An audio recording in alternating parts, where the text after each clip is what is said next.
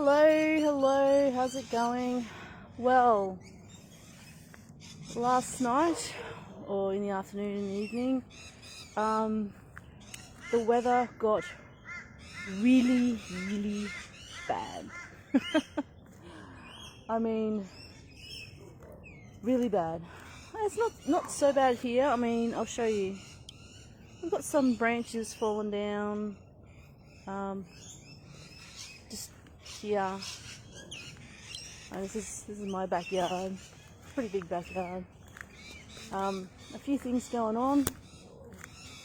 Not too bad on my side, but unfortunately my neighbours, they're renters. But okay, I won't do that. Just show you. Oh, just a second.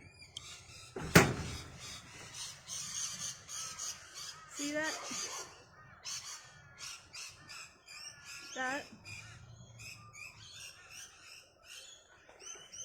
And all that down there came from that.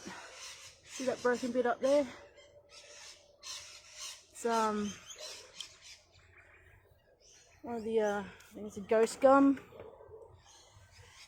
They are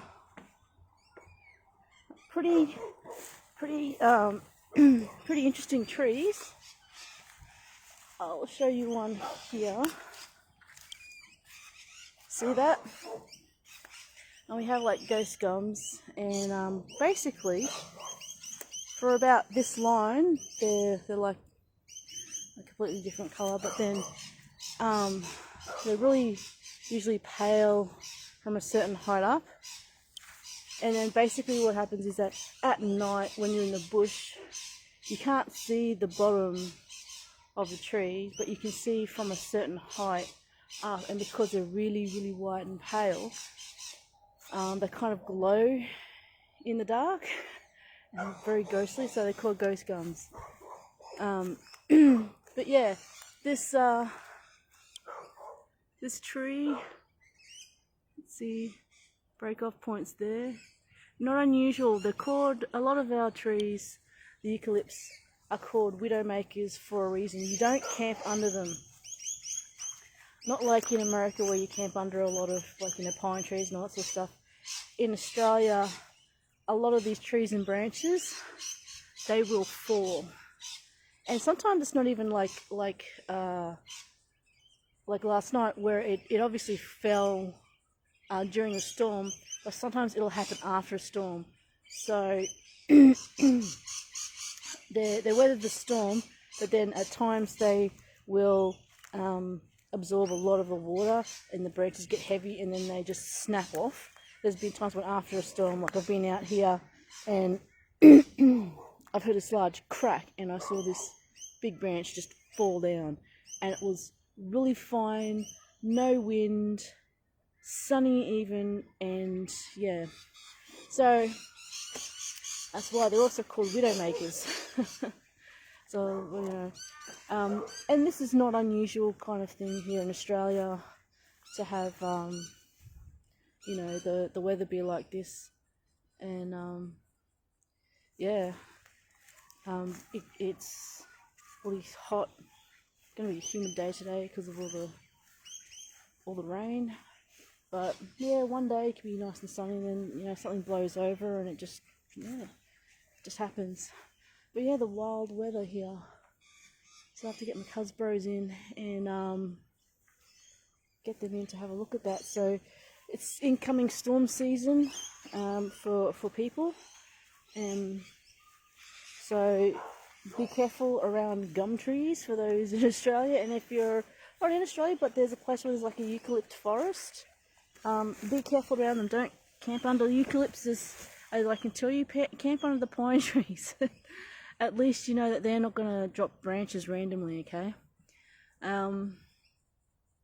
Yeah, wild weather. Things happen unexpectedly. That's life, I guess. Not much I can say on this Friday,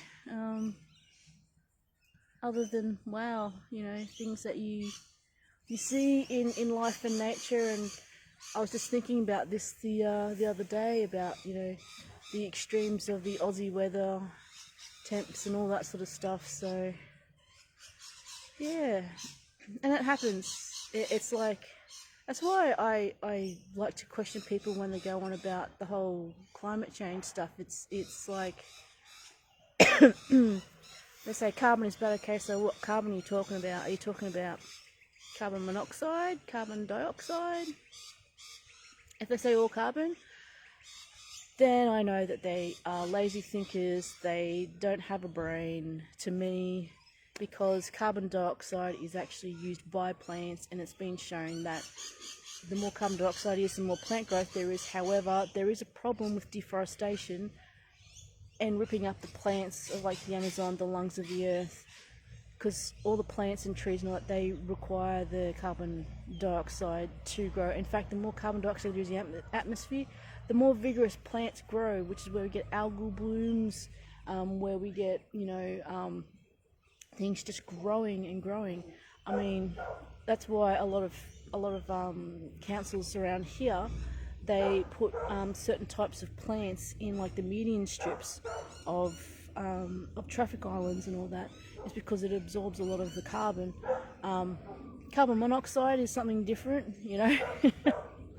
And the thing is, everything on this planet that's living is pretty much carbon based. So it's interesting to study ecology, and there's been a few people that I've talked to about geology, and people talking about carbon. They only ever go back to the 1930s or the late 1800s when they talk about that stuff. And I said, well, and you say you've talked to geologists. I said, well, you know, geologists go in like tens of thousands of years. They don't just go 1,000 or 2,000. They go tens of thousands of years in history where a lot of this has happened. So there's a cycle there of tens of thousands of years. It's interesting looking at old calendars. Take a look at the old leaf and stem calendar, Chinese leaf and stem calendars that they had, and it takes into account not like the Roman calendar, like, you know, 365 days and 366 every. They have a leap year. They have like a quarter day or something, and they've done the calendar just like the Aztec calendar. They've done it out to thousands and thousands of years, and it is pretty accurate. And it dictates, you know, when things are blooming, when things are not blooming, and yeah, it's pretty interesting stuff. It's like when people use the sun and moon calendars for planting, you know, what days are good for planting what crops and all sorts of other stuff. Very, very interesting stuff. So instead of people just going back to the start of the industrial age, which obviously stuff happened there and there was a larger impact, try going back further. You know, try going back, because I mean, people have been around for thousands and thousands of years, not just 2,000 years. They've been around for thousands and thousands of years. You go back to, like, you know, AD or BC, and look at what was going on then. Not very many people actually going very far behind. In fact, I think some people actually looking at the 1980s as like ancient history or something like that. Very odd. It's interesting how people define modern and ancient history these days.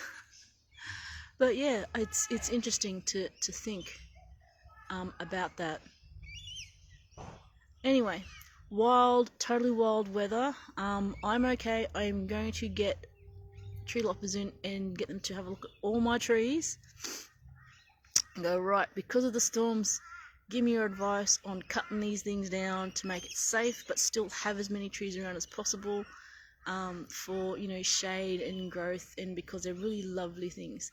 But safety is a priority, and yeah, we'll have to I might have to move a few things around and get a few things done before they can come in and chop the trees down, like move a few cars around and be here to move cars around as they need it, because yeah, they'll need to probably get a cherry picker in, which has about a a 3x3 area at least that they need to extend out, or a 6x6 area they need to extend out for the safety, the stabilization.